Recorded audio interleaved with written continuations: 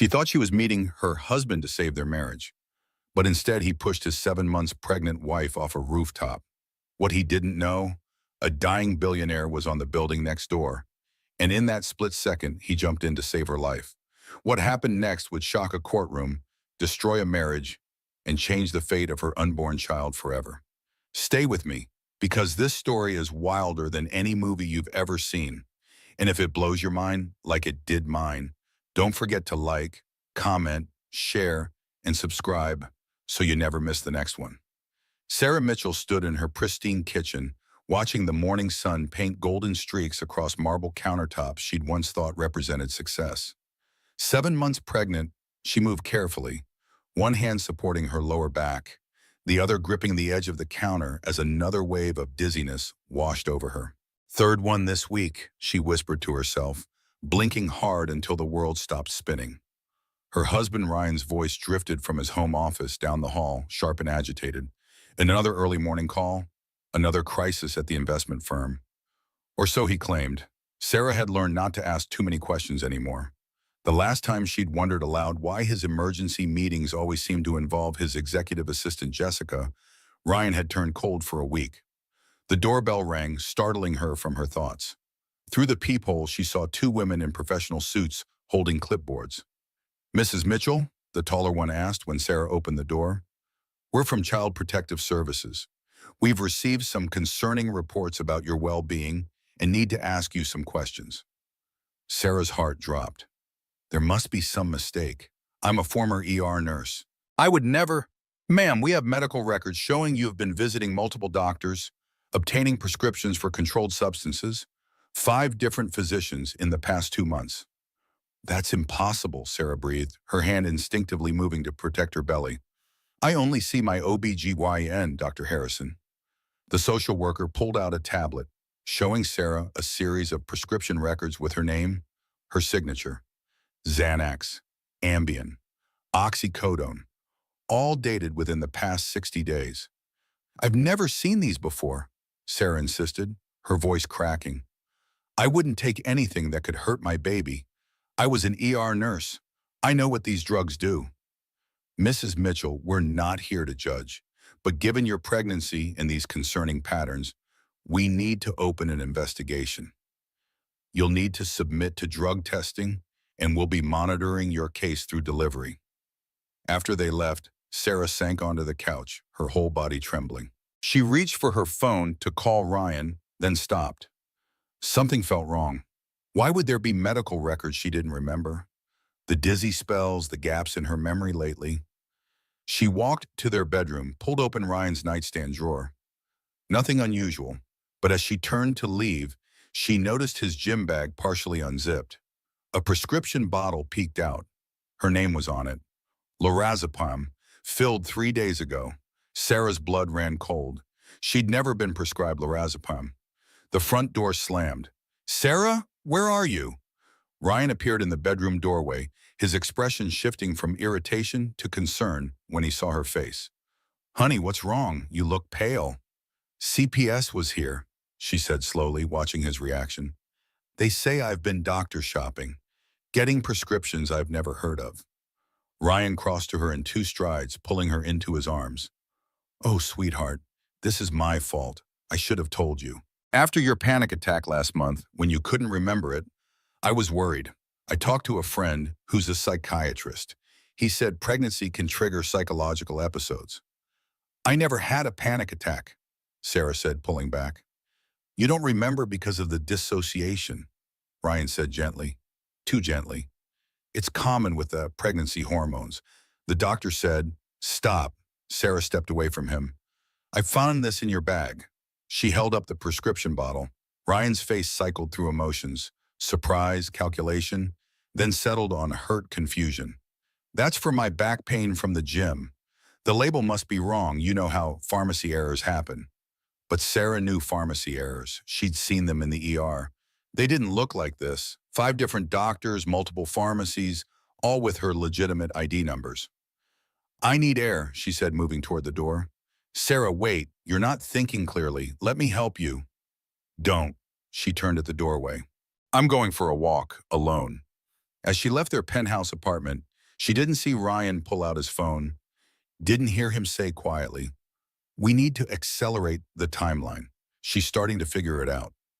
Outside, Sarah walked aimlessly through the city streets, her mind racing. The dizzy spells had started 2 months ago, right around the time Ryan had insisted they start having dinner together every night. He'd been so attentive, always fixing her plate, bringing her special herbal teas for pregnancy health. She stopped at a bench, pulling out her phone to call her mother, then hesitated. Her mom had been through so much already, a widow living alone, surviving on Social Security. She couldn't burden her with this. "You look like you could use a friend." Sarah looked up to see a well-dressed older man with kind eyes and graying temples. He held out a sealed bottle of water. "I don't mean to intrude," he said, "but I couldn't help noticing you seem distressed. I'm Marcus Sterling." The name was vaguely familiar. Sarah had seen it in the business sections Ryan sometimes left around. "I'm fine," she said automatically and then laughed bitterly. "Actually, that's a lie. I'm pretty far from fine." Marcus sat on the far end of the bench, maintaining respectful distance. "I know that laugh. It's the one that comes when you realize someone you trusted has been lying to you." Sarah studied him. There was something in his eyes, a deep sadness that seemed genuine. "You know what the worst part is?" she found herself saying. "I gave up everything for him. My career, my friends, my sense of self.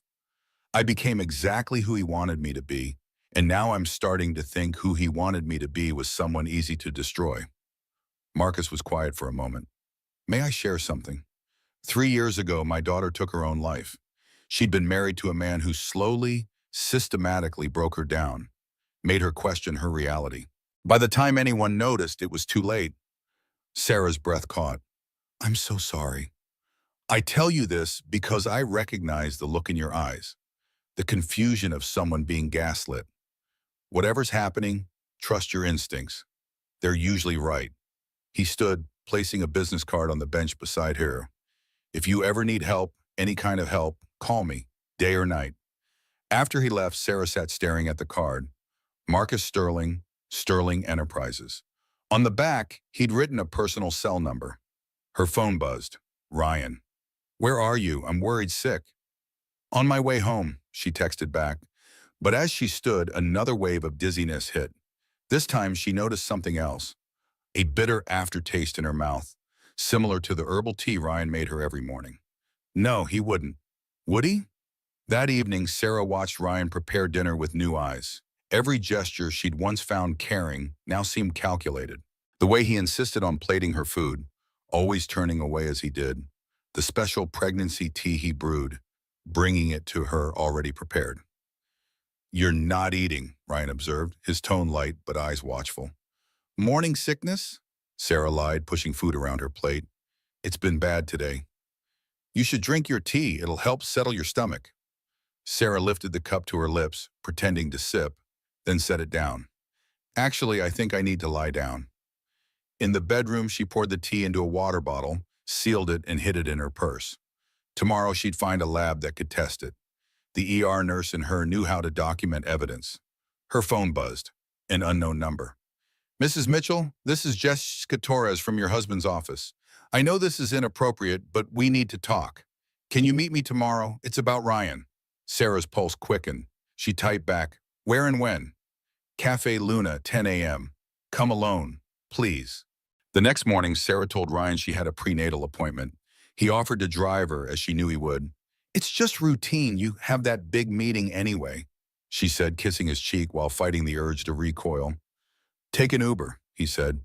"You shouldn't be driving with those dizzy spells." At Cafe Luna, Sarah recognized Jessica immediately, the polished brunette who always seemed to be leaving Ryan's office when Sarah occasionally visited. But the woman who sat across from her looked haggard, scared. "Thank you for coming," Jessica said quietly. "I didn't know how else to reach you without Ryan knowing." "Are you having an affair with my husband?" Sarah asked bluntly. Jessica's laugh was bitter. "That's what he wants everyone to think. But no, I'm his cover story. Every late-night meeting, every weekend conference, I'm the alibi. But I'm not the one he's seeing." "Then who?" "I don't know her name, but I know what they're planning." Jessica pulled out her phone, showed Sarah a text thread. "I grabbed screenshots before he deleted them." Sarah read, her blood chilling with each word. Once she's committed, power of attorney kicks in automatically. The baby will be worth more than the insurance. Make sure the incident happens publicly. Need witnesses for her instability. I don't understand, Sarah whispered. Insurance? The baby worth more? Jessica leaned forward. Your husband owes $2 million to some very dangerous people. Not mob, worse. Legitimate businessmen who destroy lives legally. He's been embezzling from clients to cover gambling debts, but it's not enough. And I'm worth more dead than divorced, Sarah finished, the pieces clicking together. Not dead, committed, institutionalized. He gets control of your trust fund from your grandmother, custody of the baby, and probably plans to sell private adoption. Healthy white newborns go for six figures to the right buyers. Sarah's hand went to her belly protectively. The prescriptions, the CPS report, all him. He's been building a case for months, making you look unstable, dangerous. The drugs he's giving you are causing the symptoms, but any test will show they're prescribed to you. Why are you telling me this? Jessica's eyes filled with tears. Because 3 months ago, another woman came asking about Ryan, his ex-fiancé. She said he did something similar to her, but she got out before it went too far. 2 weeks later, she died in a car accident. Single vehicle, lost control on a clear day. Sarah's phone rang. Ryan. Don't answer, Jessica warned. He tracks your location through your phone. But Sarah had already declined the call. A text came through immediately. Where are you? The doctor's office said you never showed. He knows, Sarah breathed. Go to the police, Jessica urged. With what? Prescriptions in my name? Text messages that could be interpreted a dozen ways, while CPS is already investigating me? Sarah stood. He's thought of everything. Then run. I'm 7 months pregnant. Where would I go? Sarah left the cafe, her mind racing. As she walked, she noticed a familiar figure across the street. Marcus Sterling, entering a medical building. She remembered his card, his offer of help. But before she could decide, her phone rang again. This time it was her mother. Sarah, honey, Ryan just called. He says you're having some kind of breakdown. He sounds so worried. Mom, don't believe him. He's sending a car to bring me to your apartment. He says you need family support right now. No, Mom, don't go there, please. Sweetheart, you don't sound like yourself. Maybe Ryan's right. Maybe you need help. The line went dead. Sarah tried calling back. No answer. She grabbed a taxi, gave her apartment address, then changed her mind. Actually, take me to this address instead. She handed him Marcus Sterling's business card. But as the taxi pulled up to the towering Sterling building, Ryan's text made her blood freeze. Your mother's here. We're going to the roof to talk. The fresh air will do you good. Join us, or don't. Your choice what happens next. Sarah knew it wasn't a choice at all. It was a threat. The express elevator to the rooftop seemed to take forever. Sarah's heart hammered against her ribs as the numbers climbed. 30, 40, 50 floors. Her mother was up there with Ryan, her sweet, trusting mother who still believed the best about everyone. The elevator dinged at the penthouse level. Sarah had to take the maintenance stairs to reach the actual roof. As she climbed, she could hear voices above. Ryan's smooth baritone, her mother's confused responses. I just don't understand why we need to be up here, her mother was saying. The therapist said fresh air helps with dissociative episodes, Ryan replied. Sarah's been having them more frequently. You haven't seen the worst of it, Catherine. Sarah pushed open the roof door, the evening wind immediately whipping her hair across her face. The city sprawled below, lights beginning to twinkle in the growing dusk. Ryan stood near the edge, his arm around her mother's shoulders. Sarah! Her mother's face lit up. There you are, sweetheart. Mom, step away from him. Sarah, honey, you're scaring me. Ryan's been explaining about your condition. He's lying. Sarah moved forward slowly, aware of how close they stood to the roof's edge. Mom, please, just come to me. Ryan's mask of concern never slipped. Catherine, this is exactly what the doctor warned us about. Paranoid delusions. She accused me this morning of poisoning her. Because you have been. Sarah pulled out the water bottle. I saved the tea. I'm having it tested. Ryan laughed, soft and pitying. Sweetheart, that's your prescription tea. The one Dr. Morrison recommended for your anxiety. You asked me to make it for you because you kept forgetting. There is no Dr. Morrison. Sarah. Her mother's voice was gentle, worried. Maybe we should go inside, talk about this calmly. That's a wonderful idea, Ryan said, but his grip on Catherine's arm tightened. Sarah, why don't you tell your mother about your visit with Jessica today? The one where you skipped your prenatal appointment to meet my assistant? The woman you've accused me of having an affair with? Sarah saw the trap. Every truth she told sounded like delusion when Ryan framed it. I have proof, she said desperately. Jessica showed me messages. The messages where I was discussing your care with medical professionals? Ryan pulled out his phone, showed Catherine the screen. Look, here's the group chat with Sarah's treatment team. Sarah couldn't see the screen from where she stood, but her mother's face showed belief settling in. Mom, he's created fake everything. Fake prescriptions, fake doctors. Like the fake CPS visit? Ryan interrupted. Catherine, she called me in hysterics about CPS coming to the apartment. I checked with the building security. No one came. They did. Check the cameras. I did. Would you like to see the empty hallway footage from this morning? Sarah's mind reeled. Had he somehow doctored that too? Or had the CPS visit been something else? Actors he'd hired to push her further toward the edge. A sound from the adjacent building's rooftop caught her attention. Someone was there setting up what looked like photography equipment. Or maybe, was that climbing gear? You know what I think? Ryan's voice had changed, dropping its concern. I think you need help, Sarah. Real help. The kind where professionals can monitor you 24/7. He pulled out a folder from his jacket. Involuntary commitment papers. Your mother and I both agree it's what's best. No, her mother pulled away from Ryan slightly. I never agreed to that. You did, actually. Ryan showed her a signature.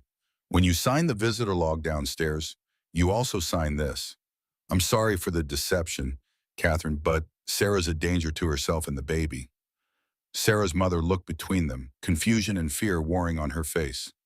Sarah, honey, maybe for a little while, just until the baby comes. The betrayal hit Sarah like a physical blow. Mom, no, please. He's going to take my baby. Our baby, Ryan corrected. And yes, I'll raise our child while you get the help you need, however long that takes. He moved then, faster than Sarah expected, not toward her, but positioning himself between her and the door, her and her mother. Did you know, he said conversationally, that pregnancy-related psychosis is one of the leading causes of maternal suicide? Such a tragedy when it happens. The guilt the family feels, wondering if they could have done more. You're threatening me? Sarah's voice shook. I'm stating statistics. You're the one who climbed up to a roof in your condition. He looked at Catherine. She's done this before. Last week I found her standing right at the edge, talking about how she could just step off and flip. That never happened. Didn't it? I have the security footage. He pulled out his phone again, showed Catherine something that made her gasp. Sarah knew then he'd had footage created, or maybe he'd drugged her, brought her up here himself during one of her blackouts. I won't let you take my baby, Sarah said firmly. You don't have a choice. Ryan stepped closer. You can come quietly, check yourself in, and maybe in a year or two you'll get supervised visits. Or, he didn't finish the sentence. He didn't have to. Sarah backed toward the edge, her hand protective over her belly. Stay away from me. Sarah, no, her mother screamed. Look at her, Catherine. Look at your daughter threatening to jump rather than get help. This is exactly what the doctors warned about. But Sarah wasn't looking at Ryan anymore. She was watching the figure on the adjacent roof, now clearly visible in the dying light. Marcus Sterling, secured in a harness, testing what looked like a zip line between the buildings. Their eyes met across the gap. Marcus nodded once, slightly. He knew. Somehow he knew she needed help. You want me gone, Ryan? Sarah said, louder now. You want me out of your life? I want you to get help, he maintained, but his eyes glittered with anticipation. Liar. She took another step back, felt the low wall against her legs. You want my money, my baby, my erasure. but you need it to look like my fault. Sarah, please, her mother begged. Step away from there. Tell her the truth, Ryan. Tell her about the gambling debts, the embezzlement. Tell her about the woman who's not Jessica. Ryan's face darkened. You're having delusions. Then why did you bring us up here? Why the roof? For a moment, his mask slipped completely. Catherine saw it, the cold calculation in his eyes, the predator beneath the concerned husband. Ryan, Catherine's voice was uncertain now. He recovered quickly. She's spiraling. We need to get her away from the edge. He moved forward, and Sarah knew with absolute certainty what would happen next. He'd grab her. There'd be a struggle, and she'd fall. Tragic accident. Mentally ill pregnant woman. Husband tried to save her. Don't come any closer, she warned. But Ryan kept advancing, his hands raised as if in surrender, playing the part of the desperate husband for any cameras that might be watching. Sarah glanced again at Marcus. He was moving now, positioning himself. Ryan lunged, his hands connected with her shoulders, pushing hard. Sarah's feet left the ground, her body tilting backward into empty air. Her mother's scream tore through the night. But even as she fell, Sarah thought she saw Ryan's expression change from false concern to satisfaction. He'd won, or so he thought. Time stretched in that moment between the push and the fall. Sarah saw everything with crystalline clarity. Her mother's horror, Ryan's quick shift back to feigned shock, the city lights blurring past. Her body tilted backward into nothingness, 50 stories of empty air beneath her. The scream that tore from her throat wasn't just fear. It was rage. Rage that Ryan would win, that her baby would never have a chance, that evil could wear such a perfect mask. Then impact, but not the ground. Strong arms caught her midair, the jarring force of opposing momentum nearly knocking the breath from her lungs.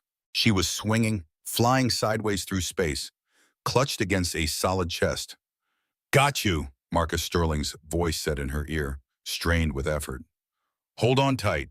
The zip line sang above them, Marcus's emergency rig holding their combined weight as they swung in a wide arc toward his building. Sarah wrapped her arms around him, her face buried in his shoulder, feeling the rapid beat of his heart against her own. They crashed into the adjacent rooftop, rolling to absorb the impact. Marcus took the brunt of it, keeping Sarah protected.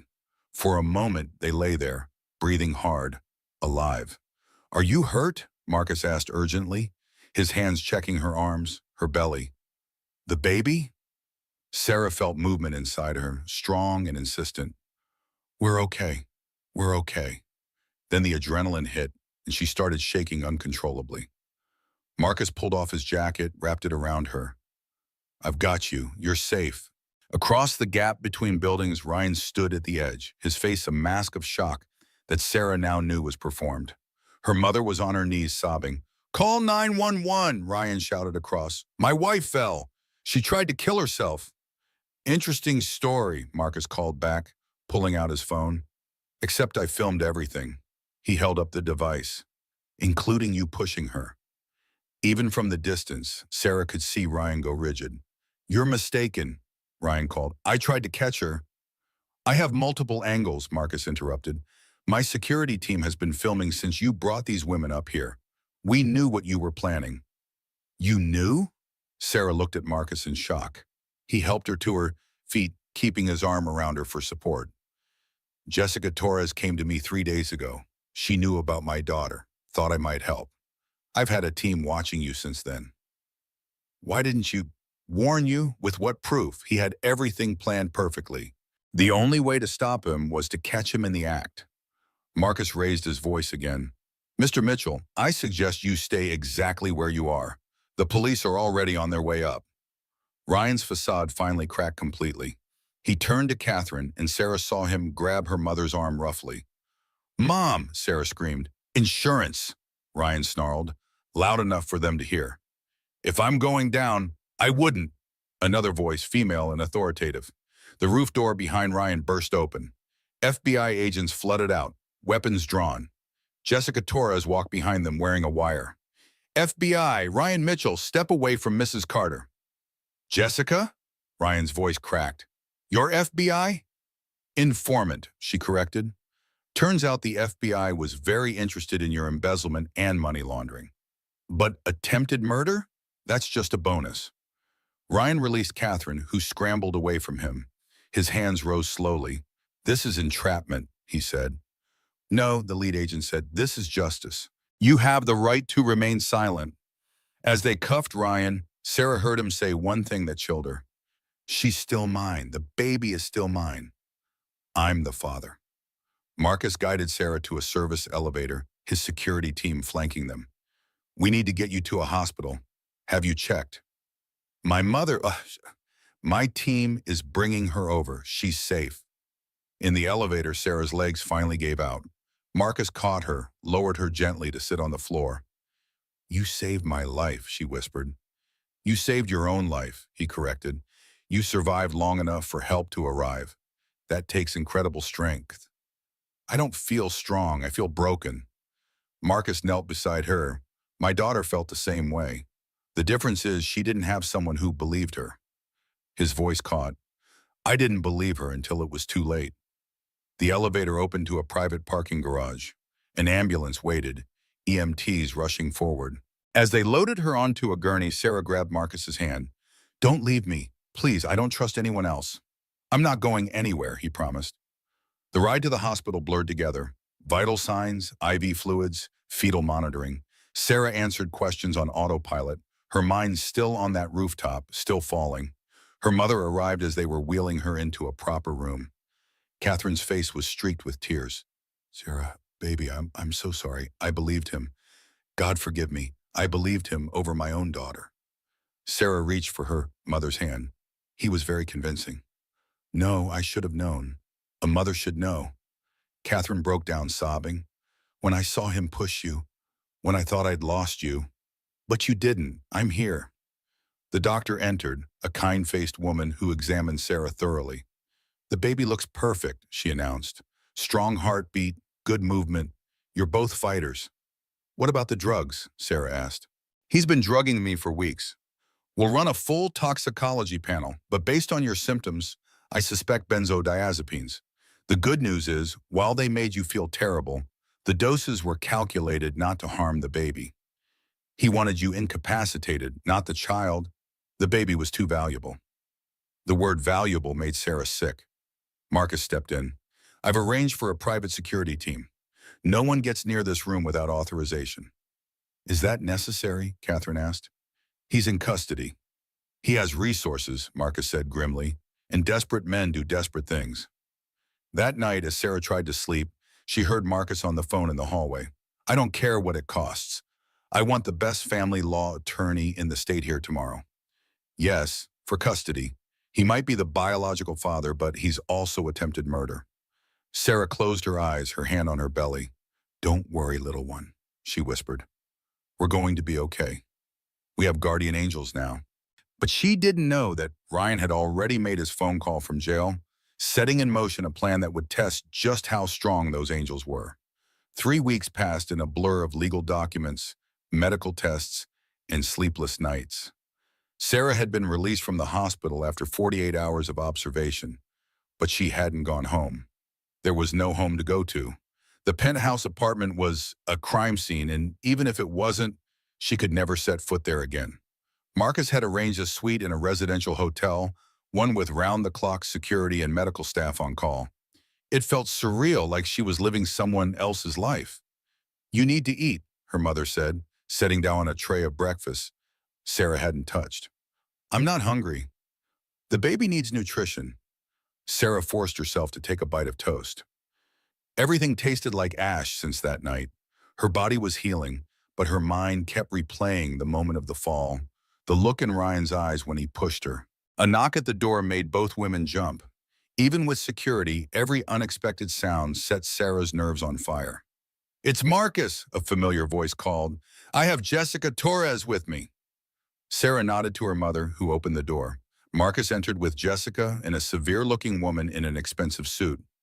Sarah, this is Diana Roberts, your attorney, Marcus said. She's the best family lawyer in the state.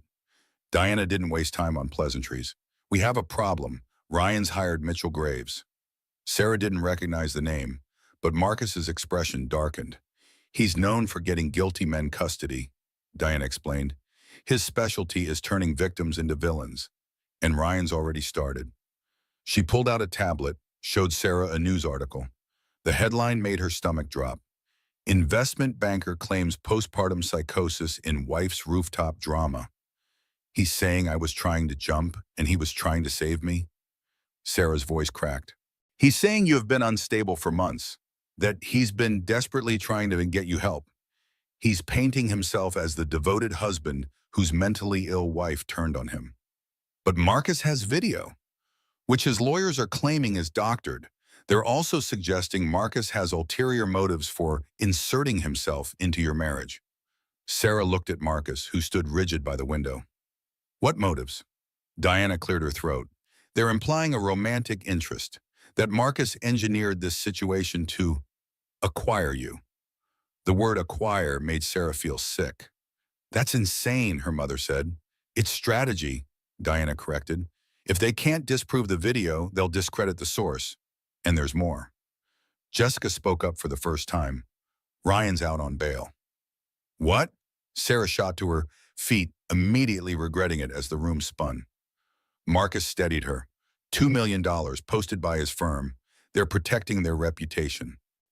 But he tried to kill me. Allegedly by you, Diana said. That's what the trial will determine. In the meantime, he's filed for emergency custody of the baby once it's born. Sarah's hand went to her belly. No, he can't. He's the biological father with no criminal convictions yet. You, on the other hand, have documented mental health concerns thanks to his forged records.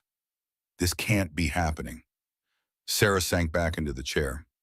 We're going to fight it, Diana said firmly, but I need complete honesty. Is there anything in your past he could use against you? Any mental health treatment? Any mistakes? Sarah thought hard. When I was 23, I saw a therapist for anxiety after my father died. 6 sessions. Diana made a note. He'll use that. Anything else? There was a patient, 2 years ago, a little girl who died in the ER during my shift. I blamed myself, even though the review board cleared me. I took a month off. He'll paint that as mental instability. Marcus stepped forward. What about his debts? The embezzlement? Under investigation but not proven, his firm is backing him, claiming any irregularities were accounting errors. So he gets to be the victim? Sarah's mother's voice was sharp with anger. For now, Diana said, but we have advantages. The FBI investigation, Jessica's testimony, and Marcus's video. We just need to keep you safe until trial. After they left, Sarah stood at the window, looking out at the city. Somewhere out there, Ryan was free, planning his next move. Her phone buzzed. Unknown number. Don't answer that, her mother warned. But Sarah had already opened the message. A single line that made her blood freeze. You can't hide forever. That baby is mine. She showed it to the security guard, who immediately called Marcus. Within an hour, the FBI was involved, tracing the number. But Sarah knew they wouldn't find anything. Ryan was too smart, too careful. That night, she couldn't sleep. Every shadow could be him. Every noise could be danger approaching. At 3 a.m., her phone rang. The hospital. Miss Mitchell, this is Dr. Patterson. You need to come in immediately. Your recent blood work shows something concerning. Sarah's heart raced. The baby? Please, just come in. Bring someone with you. Marcus drove her, his jaw tight with worry. At the hospital, Dr. Patterson met them with a grim expression. Your blood work shows traces of something we didn't test for initially. Mifepristone. Sarah's medical training kicked in. That's an abortion drug. In small doses, it can induce premature labor. You've been exposed recently, within the last 72 hours. But I haven't eaten anything that wasn't prepared by my mother or the hotel. Have you taken any medications? Vitamins? Sarah's blood went cold, the prenatal vitamins. She'd been taking the same bottle from the apartment, thinking they were safe. Marcus was already on the phone with security. Lock down the hotel room. No one touches anything. Dr. Patterson continued, we need to monitor you closely. Any contractions, any bleeding, you're at risk for premature labor.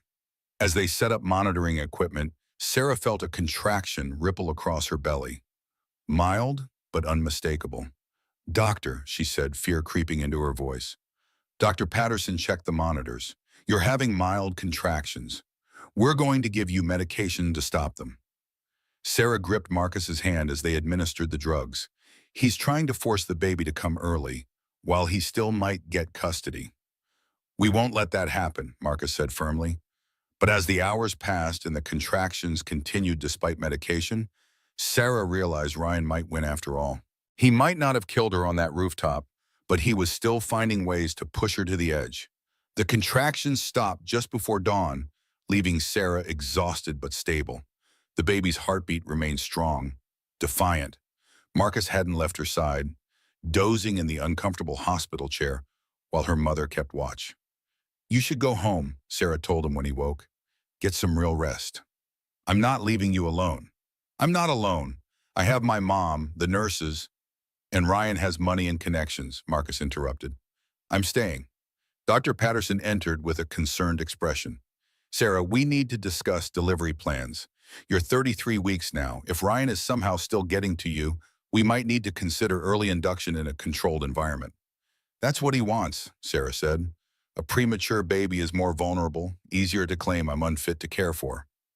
Better than losing the baby entirely, the doctor said gently. A knock interrupted them. Diana Roberts entered, her face grim. We have a bigger problem. Ryan's filed an emergency motion. He's claiming you're endangering the baby by refusing proper medical care. He wants court-ordered hospitalization under his supervision. His supervision? Sarah's mother stood, furious. He tried to kill her, allegedly, and his lawyers have a witness who says otherwise. Who? Marcus demanded. Diana pulled up a video on her tablet. Detective Lisa Harper. She claims she was investigating Sarah for prescription fraud when she witnessed the rooftop incident. According to her, Sarah was attempting suicide and Ryan tried to stop her. Sarah recognized the woman on screen. She'd seen her once with Ryan months ago. He'd introduced her as a client. She's lying. She's on his payroll. Prove it, Diana said, because right now we have a decorated detective versus our word. The hearing is tomorrow. That afternoon, Jessica came to the hospital with files she'd copied from Ryan's computer before the FBI raid. I found something, she said, spreading papers across the bedside table.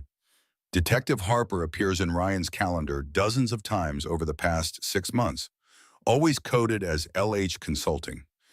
That's not enough, Diana said, reviewing the documents. No, but this might be. Jessica pulled out a bank statement. 3 days before the rooftop incident, Ryan transferred $50,000 to an account. I traced it. It belongs to Harper's daughter. Marcus was already on his phone. I'll have my investigator dig deeper. Sarah felt another contraction starting. She breathed through it, trying not to show her fear. They were getting stronger despite the medication. There's something else, Jessica said quietly. Ryan's mistress, the real one. Her name is Victoria Ash. She's Harper's niece. The pieces clicked together. He's been planning this for at least 6 months, Sarah said. Harper, Victoria, the whole setup. We need proof of the relationship, Diana said. I might be able to help with that, Marcus said. Victoria Ash works for my company, mid-level marketing. I can have HR pull her records, check her communications. Sarah's mother squeezed her hand. We're going to beat him, sweetheart. But that night alone, except for the security guard outside, Sarah wasn't sure. Ryan had planned everything so carefully. What if he'd thought of contingencies they hadn't discovered yet? Her phone buzzed. Another unknown number. This time it was a photo. Her mother walking to her car in the hospital parking garage. The image was taken from close range, close enough to touch her. The message below read, "Accidents happen in parking garages. Come alone to the courthouse tomorrow or they'll happen to her." Sarah's hand shook. She should call security, call Marcus, call the FBI.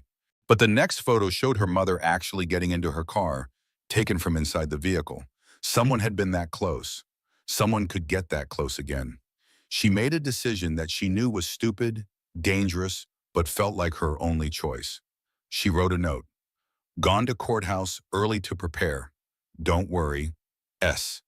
Then she slipped out of the hospital room, past the dozed guard, and into the pre-dawn darkness. The courthouse was almost empty at 5 a.m. Sarah's courthouse pass from Diana got her through security. She made her way to the family court waiting area, each step sending pain through her body.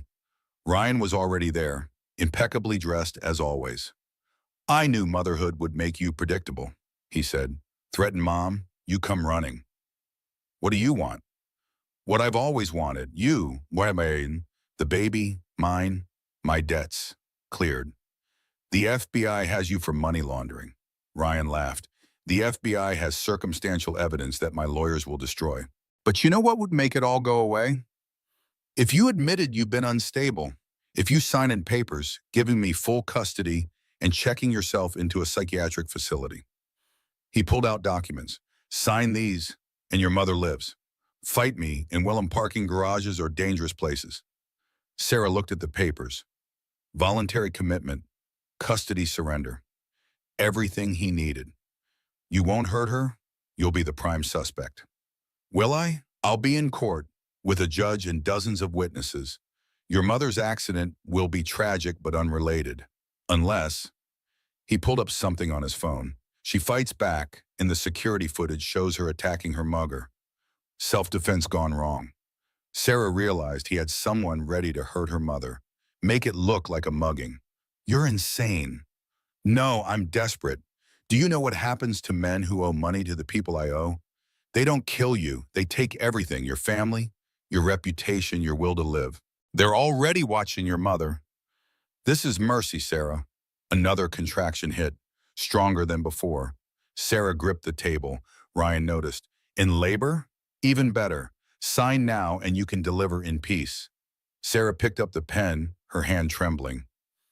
Everything in her screamed not to sign, but her mother's face flashed in her mind. Sarah, don't! Marcus's voice echoed across the empty courthouse. He strode in with FBI agents and Diana. We have her wired, Diana said, holding up a tablet showing recording equipment. Everything you just said is recorded. Ryan's face went white. She came alone. No, Marcus said. She came protected. We've been monitoring her phone. We saw the threats. Your man in the parking barn is already in custody. The FBI agents moved toward Ryan, but he backed away. You can't prove anything. Those photos could be from anyone. The man we arrested disagrees, the lead agent said. He's already talking, Ryan. It's over. Ryan's arrest should have been the end, but Sarah knew better.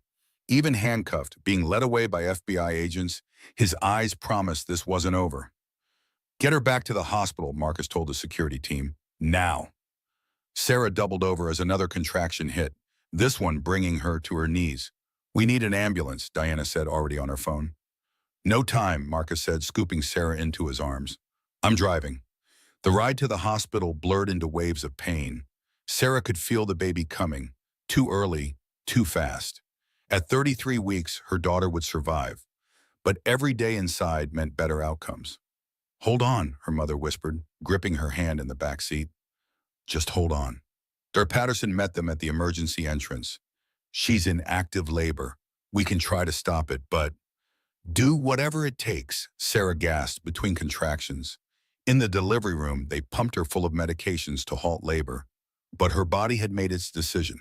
The stress, the drugs Ryan had given her, the confrontation.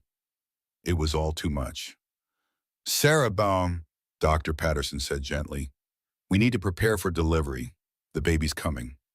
Terror flooded through her. Once the baby was born, she'd be vulnerable. Ryan still had parental rights until convicted. His lawyers would file for emergency custody while she was recovering. Marcus, she grabbed his hand, don't let them take her. Promise me. I promise, he said firmly.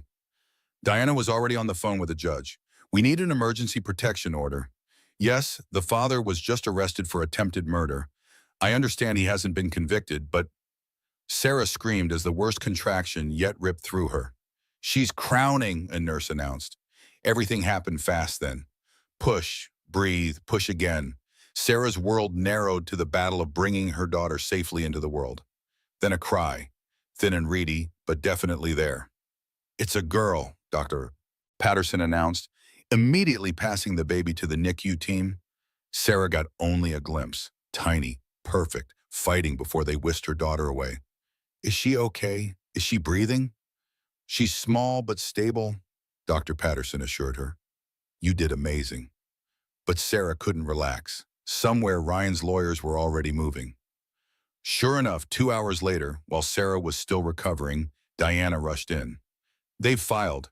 Ryan's parents are here with his legal team. They're claiming grandparent rights and demanding immediate access to the baby. Sarah had never met Ryan's parents. He'd claimed they were estranged, but now she realized that was another lie. They can't just... They're arguing that with Ryan temporarily detained, they should have custody to ensure the baby's safety. Safety? From her mother? Marcus stood. Where are they? In the hospital administrator's office. They're threatening to sue the hospital if they're not given access. Sarah tried to get up, but her body wouldn't cooperate. Stay here, Marcus said. I'll handle this. But Sarah knew she couldn't hide. This was her fight. Help me up, she told her mother. Sweetheart, you just gave birth, and they're trying to take my baby. Help me up. Supported by her mother and a nurse, Sarah made it to the administrator's office. Through the glass door, she could see them, an older couple, immaculate and cold, surrounded by suits. She pushed open the door. Mrs. Mitchell, the woman who must be Ryan's mother said, her voice dripping false concern. You should be resting. My name is Sarah Carter, Sarah said, using her maiden name, and you're not taking my daughter. Our granddaughter, Ryan's father corrected. Our son may have made mistakes, but that doesn't erase our rights. Rights? Sarah's mother stepped forward. You want to talk about rights? Where were you when your son was drugging my daughter? When he pushed her off a roof? Allegedly, their lawyer interjected. Nothing has been proven. I have video, Marcus said from the doorway. Inadmissible, another lawyer said. Obtained without proper warrants. Diana pulled out her phone. Then how about this? Financial records showing Ryan's parents knew about his debts, knew about his plans. They helped fund the fake prescriptions. The room went silent. Sarah hadn't known this. Diana had been holding it back, waiting for the right moment. That's slander, Ryan's mother said, but her face had gone pale. It's facts. Your family doctor, the one who wrote those prescriptions, he's your cousin. We have the connection, the payments, everything. Ryan's father stood. We're done here. Yes, you are, a new voice said. Everyone turned. In the doorway stood a woman Sarah didn't recognize. Severe and official. Judge Patricia Reeves, she introduced herself. I've been reviewing the emergency filings. Given the evidence presented in the ongoing FBI investigation, I'm issuing an immediate restraining order. Mr. and Mrs. Mitchell, you are to have no contact with the minor child until the criminal proceedings are resolved. You can't, their lawyer started. I can and I have. Furthermore, any attempt to circumvent this order will result in immediate arrest. Ryan's parents left, but not before his mother locked eyes with Sarah. This isn't over, she said quietly. After they were gone, Sarah collapsed into a chair, the adrenaline finally crashing. You did it, Marcus said softly. We did it, she corrected. But even as relief flooded through her, Sarah knew Ryan's mother was right. It wasn't over. Ryan still had cards to play, even from behind bars. 3 days later, Sarah finally held her daughter properly for the first time. The baby was still in the NICU, but stable, breathing on her own. Sarah had named her Emma after her grandmother, who'd left her the trust fund Ryan had tried to steal. She's perfect, Marcus said softly, watching Emma's tiny fingers curl around Sarah's thumb. Sarah looked up at him, this man who'd saved her life, who'd stood by her through everything. Why have you been going? She asked. Why did you help us? Marcus was quiet for a long moment. My daughter Lily, she was just like you, trusting, loving, married to a man who slowly destroyed her. I saw the signs but told myself it wasn't my business, that marriage was private. By the time I tried to help, she was gone. He pulled out his wallet, showed her a photo of a young woman with his same kind eyes. She was pregnant when she died, he continued. The police ruled it suicide, but I knew better. Her husband remarried within 6 months. Sarah's heart broke for him. I'm so sorry. Saving you doesn't bring her back, Marcus said. But maybe it means her death wasn't completely meaningless. Diana entered the NICU, her expression urgent. We have a problem. Ryan made bail again. Sarah's arms tightened around Emma. How? His firm, they're protecting their reputation. But that's not the worst part. He's filed a new motion. He's claiming the baby isn't his. Sarah's mind reeled. What? He's demanding a paternity test, saying you had affairs, that Marcus might be the father. If he can create doubt about paternity, it muddies the custody waters. But that's insane. The timeline doesn't even work. He knows that, but it forces delays, creates scandal, keeps this in the courts longer. Marcus stood.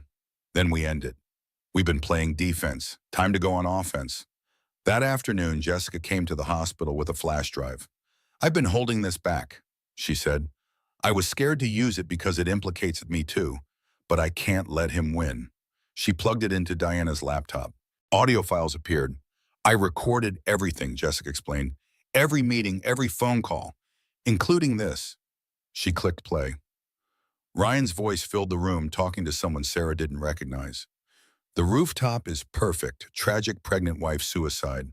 I'll inherit everything. Get the insurance. Sell the baby to those adoptive parents in Texas. $2 million cleared easy.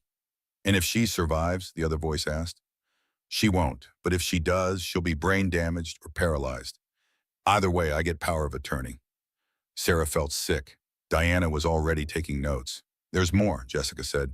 This is him talking to Detective Harper. Another recording. Harper's voice. 50,000 isn't enough for me to lie under oath.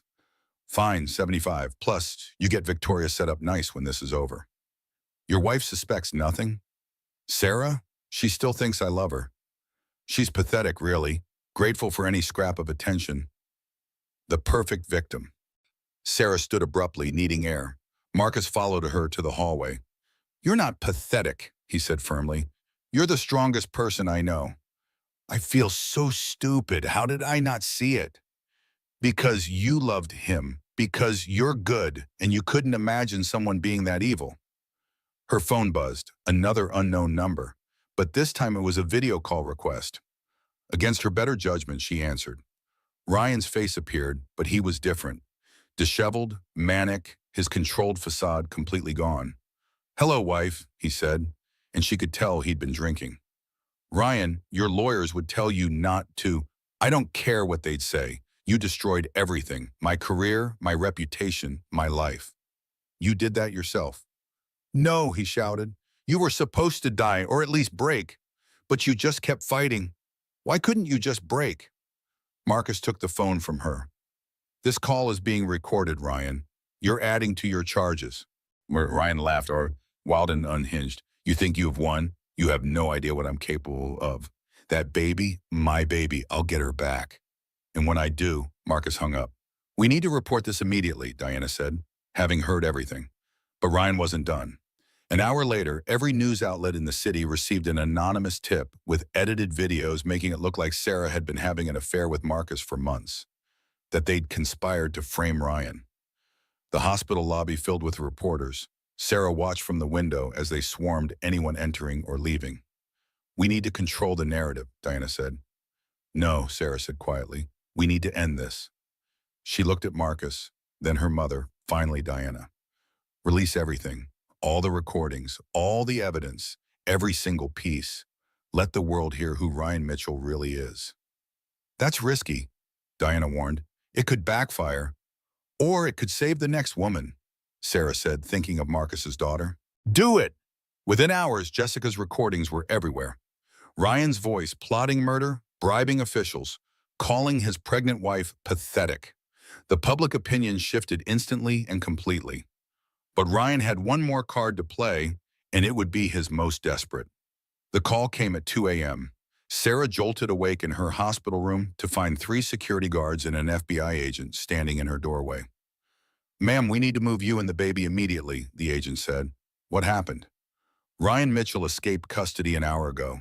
He killed his guard and took his weapon. Sarah's blood turned to ice. How? His parents. They arranged a transfer to a private psychiatric facility for evaluation. The transport was ambushed. Marcus appeared already dressed and alert. My car's ready. We're going to my estate. It's a fortress. Sarah didn't argue. They bundled Emma carefully, the tiny baby still hooked to monitors. Doctor. Patterson herself came along, refusing to leave her patient. The drive through the dark city felt like a nightmare. Every car could be Ryan. Every shadow could hide danger. He's desperate now, Marcus said. Desperate men make mistakes. But Sarah knew desperate men also did unthinkable things. They reached Marcus's estate as dawn was breaking. True to his word, it was a fortress. Gates, guards, cameras everywhere. He can't get in here, Marcus assured her. But Ryan didn't need to get in. He just needed Sarah to come out. The first sign something was wrong came when Sarah's mother didn't answer her phone. She'd gone home the night before to rest, insisted she was fine with just a security detail. Mom always answers, Sarah said, fear creeping in. Then came the text from her mother's phone. Come alone, or she dies. Dock at Riverside Marina. 1 hour. Sarah showed Marcus and Diana, her hands shaking. It's a trap, Diana said immediately. Of course it's a trap, but he has my mother. We'll call the FBI, and he'll kill her the moment he sees them coming.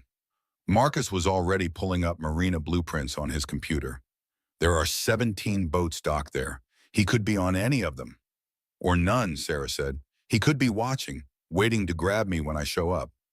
You're not going, Marcus said firmly.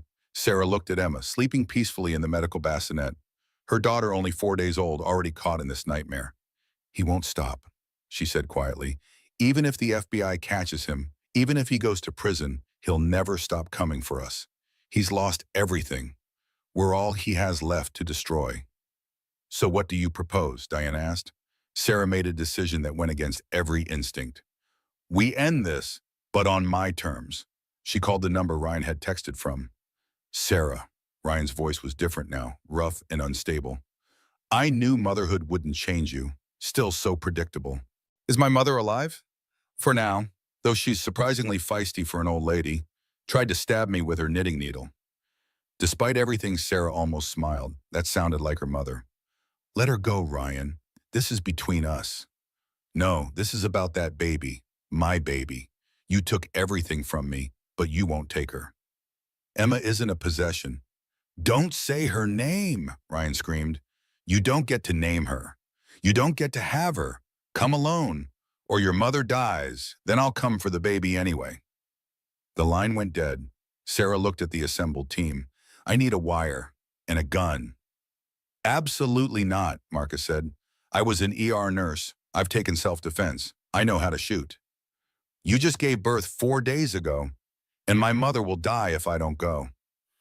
In the end, they compromised. Sarah would go, but with full surveillance. FBI agents would be positioned around the marina.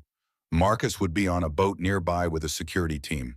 The moment we confirm your mother's location, we move in, the FBI lead said. Sarah nodded, but she knew it might be too late by then.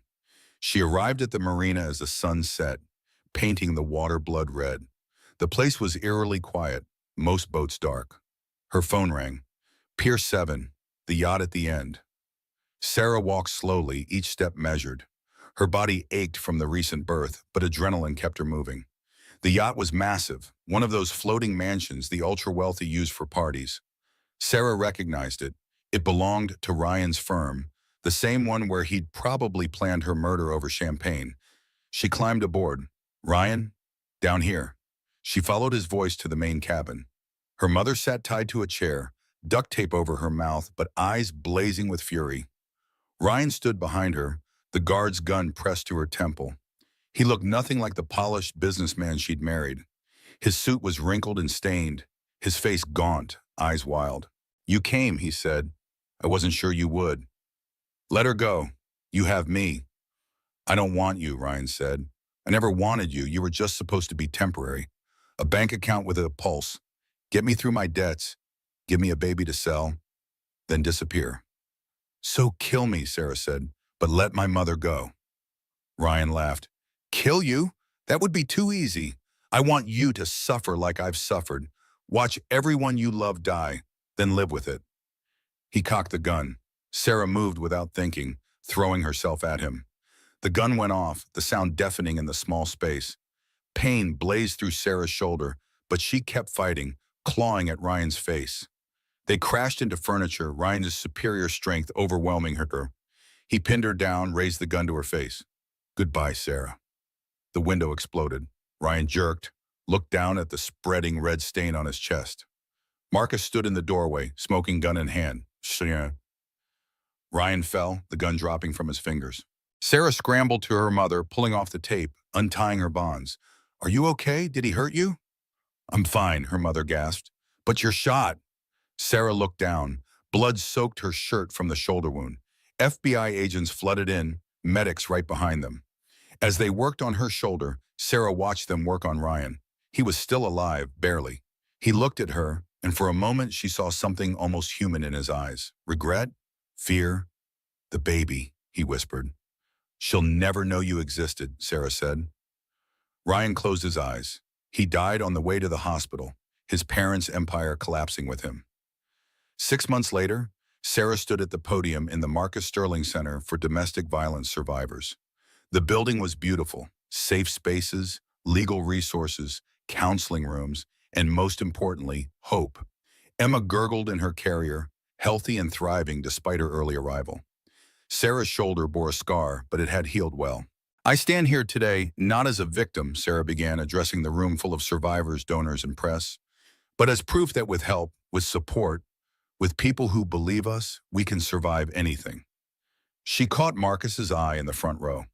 They weren't together, the trauma was too fresh, the connection too complicated, but he was there, steady as always, keeping his promise to ensure she and Emma were safe.